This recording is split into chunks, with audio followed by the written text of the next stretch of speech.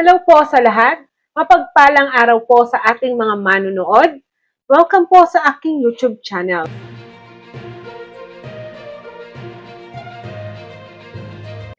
Attention po sa lahat ng mga SSS members at employers. Ang SSS po ay nagbigay ng advisory ngayon lamang. Ito ay naipost sa kanilang official Facebook page.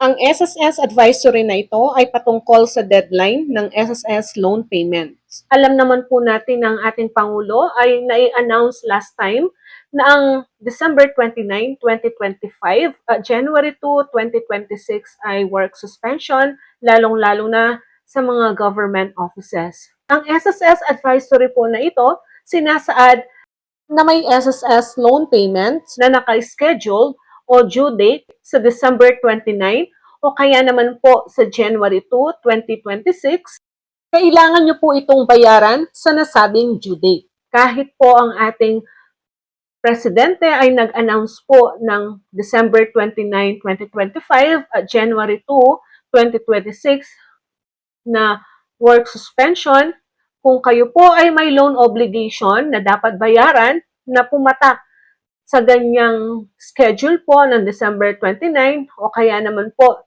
January 2, 2026, kailangan po ninyo itong bayaran. Kasi hindi po siya mag-e-extend kahit announce na po yung nasabing dalawang date. At ang loan po na sinasabi natin, included na po dito yung consolidation loan.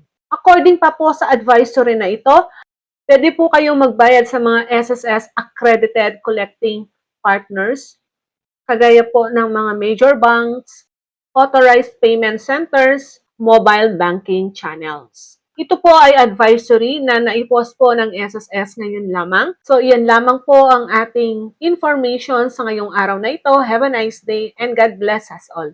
Ito po ang inyong lingkod, Pro Information Hub.